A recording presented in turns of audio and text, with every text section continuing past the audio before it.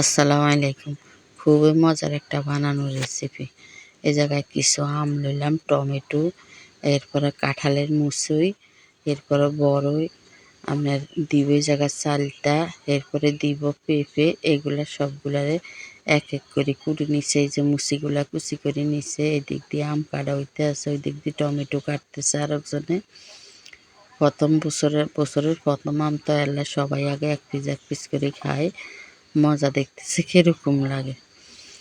এরপরে এদিক দিয়ে কাটতে আসে চাইলটা কাটা হয়ে গেলে কিনে এদিক দিয়ে একজনে পেঁপে কাটে।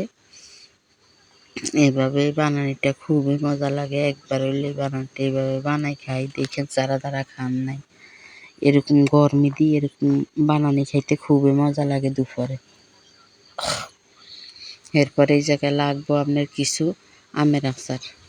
এরপরে এই যে সবগুলা উপকরণ কুটাকাটি হয়ে গেছে। এবার এগুলার হাত দিয়ে ভালো করে মাখি কচলায় মাখি নিব। এই মাখাটাই হচ্ছে আসল স্বাদ বাড়ে এই বানানিটার। এরপরে এগুলারে ভালো করে আপনার কচলায় মাখি নিই। এই জায়গার মধ্যে এবার লবণ দিয়ে দিব।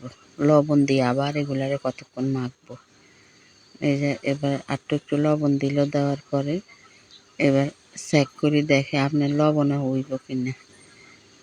যদি না হয় একটু লবণ দিবে। যে একটু লবণ দিল, দেওয়ার পরে এবার লাল টুকটুকি আপনার মরিচের গুঁড়া দিব। যারা আপনার জাল খাইব না এগুলো আপনার এমনি দিয়ে দিব লবণে আর ইয়ার। দেওয়ার পরে এই ভর্তাগুলা এবার বানানো হইব। যারা জাল খায় বেশি তাদের লাই এই বানানিটা খুবই মজা। আর যারা জাল খাইতে পারে না সেগুলাই খুবই বিপদ।